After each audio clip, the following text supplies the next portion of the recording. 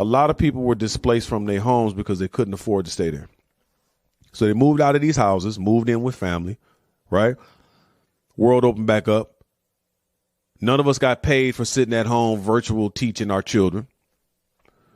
World opened back up and these people went to go back to their houses. Now those houses is gone because the banks bought up all the houses. Overseas investors bought up all the houses.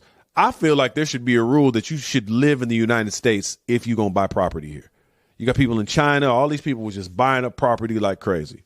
So when you went to move back into that house you moved out of during the pandemic, now you can't even afford it.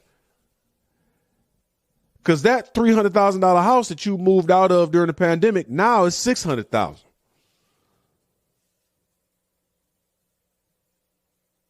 It's either $600,000 or it's for rent now because some Asian billionaire then bought the house that don't even live in this country. And now the rent on that house is $4,500 a month. When you left, it was like $3,000. And that's the real tragedy of what's going on in the United States that's not widely addressed as possible is when you inject all of this money into the economy, into people, all this free money, all of this stimulus money and all this, and not allowing people to work and blah, blah, blah. It creates kind of this false reality that money's always available. It's okay. It's okay. So you got people buying all this stuff that's too expensive. But then what ends up happening is there's this erosion of the middle class, slowly but surely. It's either you have it or you don't.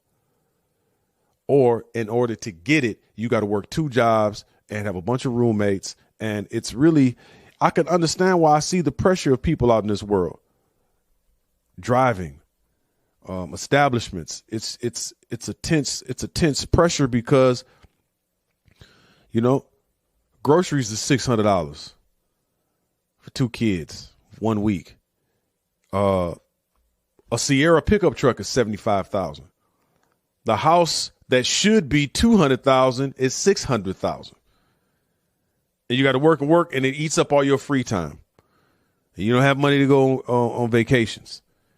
And it's the way of life that you were used to has now been eroded. And there's so many pieces to that, you know, pandemic, staying in the house. All prices of goods and services have risen, but the wages have stayed the same.